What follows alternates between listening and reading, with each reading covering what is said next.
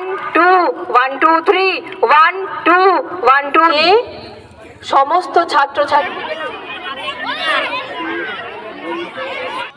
Hello বন্ধুরা, good morning, welcome back to my channel. কেমন আছো তোমরা সকলে? আশা করছি তোমরা সকলে বেশ ভালোই আছো, আমিও বেশ ভালোই আছি। দেখো, তোমাদের সাথে আরও একটা ভিডিও শেয়ার করতে চলে এসেছি, আরও একটা ভিডিও নিয়ে চলে এসেছি। যদিও এই ভিডিওটা অনেক দিন আগের ভিডিও, কিন্তু হয় না, কিছু কিছু আনন্দ, কিছু কিছু স্মৃতি সবার সাথে ভাগ করে নিতে মানে বেশ ভালোই লাগে।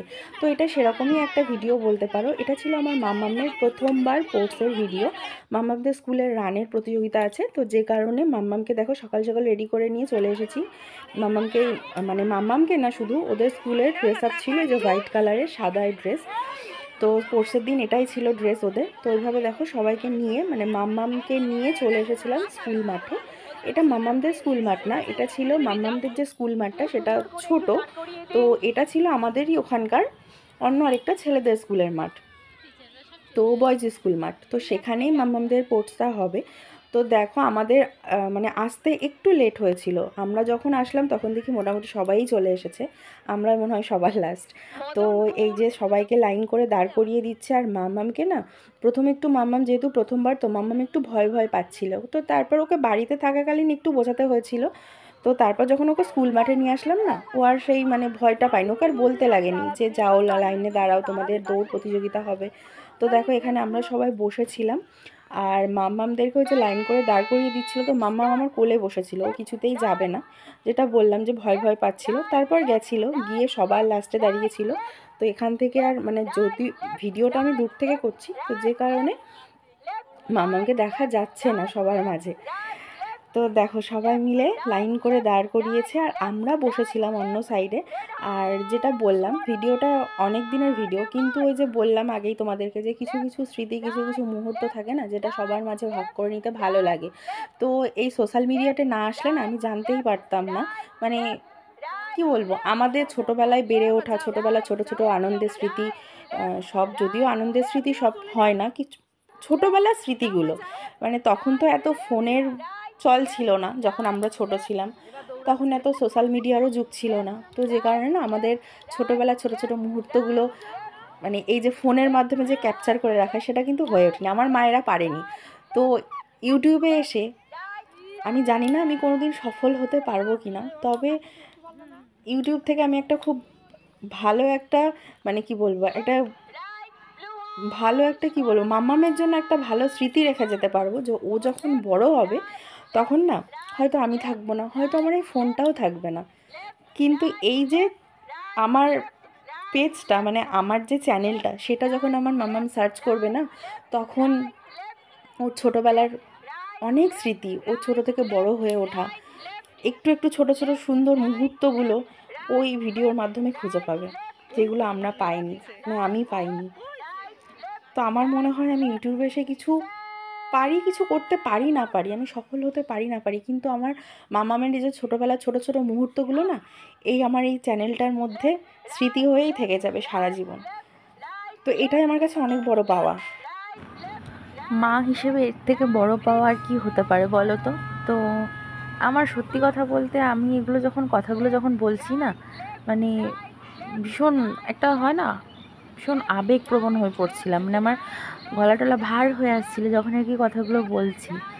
যে সত্যি একটু ভেবে দেখো তোমরা, হয়তো আমি জানি না কথাগুলো খুব মানে জ্ঞানের কথা হয়ে যাচ্ছে কি না, কিন্তু আমার মনে হচ্ছে না যেগুলো কোনো জ্ঞানের কথা বলছি, আমি কি কোনো বড় বড় কথা বলছি।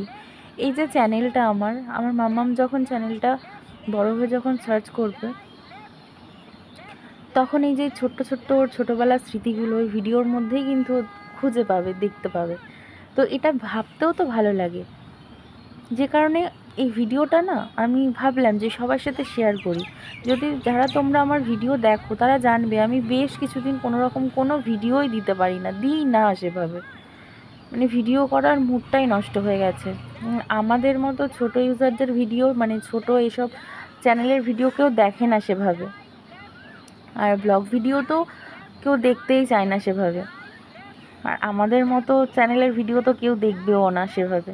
তো যে কারণে না দেখেও না, তো যে কারণে আর ভিডিও দেওয়ার মুডটাও নেই, মানে ভিডিওর ভিডিও ক্লিপগুলো তোলা থাকলেও না কোথাও গিয়ে যেন একটা কেমন একটা মানে দ্বিধাবোধ হয় যে এডিট করব আবার পোস্ট করব, কেউ তো দেখবে না, তো সেটাই মনে হয়। তো দেখো তোমাদের সাথে অনেক কথা বলে ফেললাম, জানি না তোমরা কি ভাববে, অনেকে অনেক রকম কিছু ভাবতে পারো হয়তো, কিন্তু সত্যি কথা বলতে এগুলো সব আমার মনের কথাই আমি বললাম।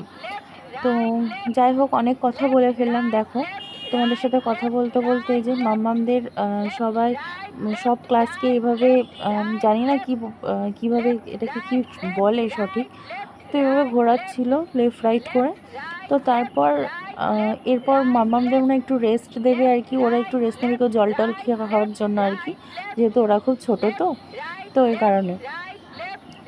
তো আর আমরা তো সবাই বসেছিলাম, সবাই ভাবছিলাম যে কতক্ষণে ওদের রানের আর কি রানটা শুরু হবে আর কি। আর আমার মাম্মাম যেন তার ফাঁকে একবার ও মানে এই যে যখন লেফট রাইটের এটা করাচ্ছে তখন মাম্মামের জুতোর মানে ফিতেটা খুলে গেছিলো, আমি কিভাবে আটকেছিলাম জানি না, খুলে গেছিলো। তো আমার মাম্মাম সবার লাস্টে মানে পিছিয়ে পড়েছিল।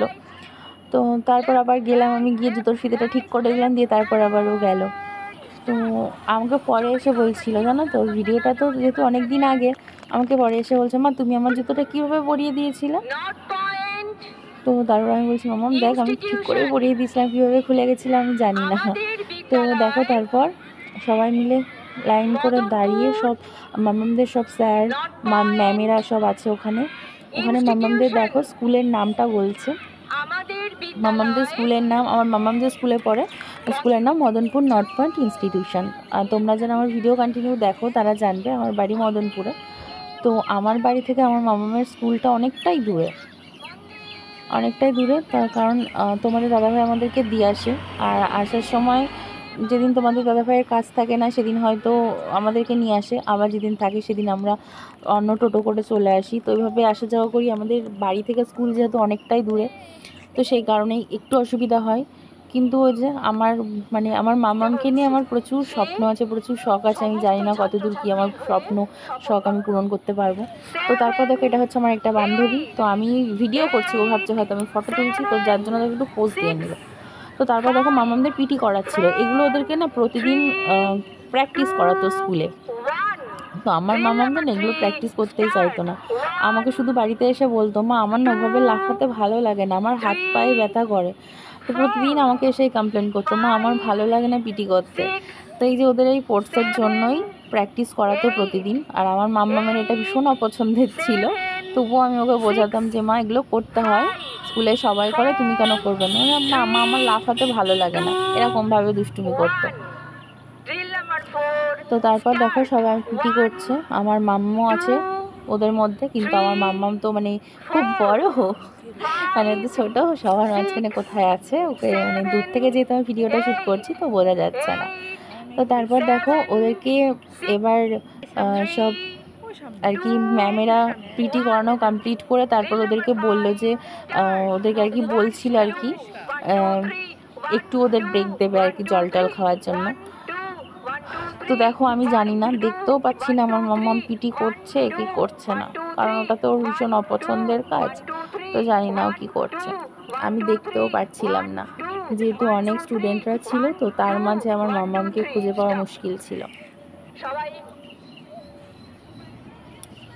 তো তারপর দেখো যেটা বললাম, ওদেরকে আমাদের কাছে পাঠিয়েছিল, তো আমি মামাকে একটু জল খাইয়ে দিলাম, একটু বললাম বিস্কিট মুড়ি খাও, কিছুই খেলো না। এই যে মুড়ি চানাচুর নিয়ে গেছিলো শৈলীদি, তো যেহেতু আমার থেকে বয়স একটু বড়, তো যতই বান্ধবী হোক না কেন আমি দিদি বলেই ডাকি। এই যে তো শৈলীদি মুড়ি চানাচুর নিয়ে গেছিলাম, একটু মুড়ি চানাচুর খেলাম, আমরা সবাই মিলেই খেলাম। খেয়ে তারপর দেখো মামামদের সবাইকে লাইন করে দাঁড় করিয়ে দিয়েছে, এক্ষুনি ওদের দৌড় প্রতিযোগিতা শুরু হবে।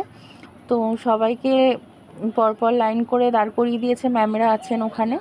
তো আমার মামামকে টুপি পরিয়ে দিয়েছিলাম, জানো তো মাঠের মধ্যে প্রচণ্ড রোদ ছিল, তো ওই জন্য টুপি পরিয়ে দিয়েছিলাম।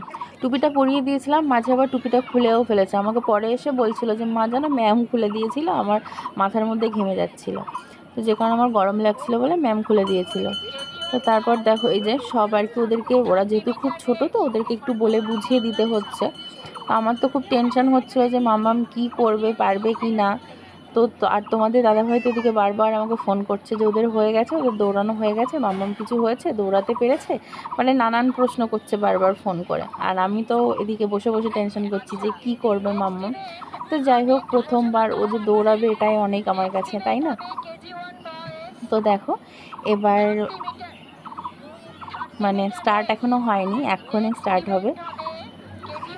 তো তোমরা ভিডিওটা দেখতে থাকো, আর আমার মাম্মাম কি হবে সেটা ভিডিও শেষে বুঝতে পারবে, তার জন্য ভিডিওটা দেখতে থাকো, বুঝতে পারবে। তো এই দেখো মাম্মামদের হুইসেল বাজিয়ে দিয়েছে, সবাই মিলে দৌড়াচ্ছে। তো দেখো সবার প্রথমে যে দৌড়াচ্ছে সেটাই হচ্ছে আমার মাম্মাম।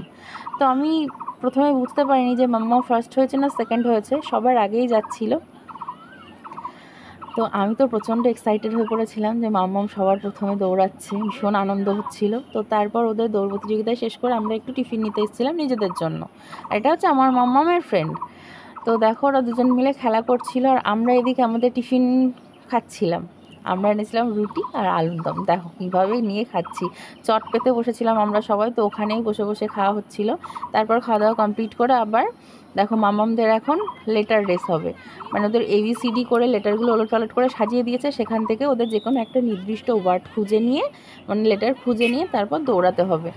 তো আমি এটা ভেবেই নিয়েছিলাম প্রথমে আমার মাম্মাম পারবে না, কারণ দেখো ও মানে যে লাইনে ওকে দৌড়াতে বলেছে ও পাশের লাইনে গিয়ে লেটারটা খুঁজছে। তো তারপর দেখো এখনও খুঁজে পাইনি, ওই যে আমার মাম্মাম এখনও খুঁজে যাচ্ছে, গিয়ে দেখো সবার লাস্টে দৌড়ালো।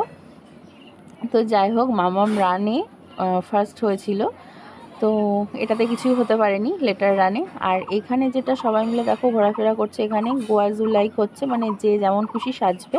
তা আমার খুব শখ ছিল যে আমি মাম্মামকে কিছু একটা সাজাবো, কিন্তু আমার বাড়িটা যেহেতু তোমাদেরকে আগেই বললাম অনেকটা দূরে, তো আমি ওকে সাজাতে পারিনি, আর বাড়ি গিয়ে আসা মানে অসম্ভব ব্যাপার ছিল।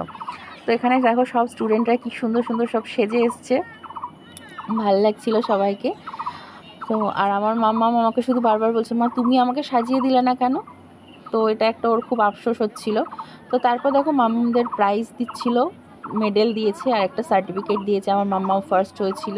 তো দেখো সার্টিফিকেট নিয়েও একদম সার্টিফিকেটটা তুলে দাঁড়িয়ে আছে। তো ভিডিওটা কেমন লাগলো কমেন্ট করবে, দেখা হচ্ছে আবার পরের ভিডিওতে। টাটা, ভালো থেকো।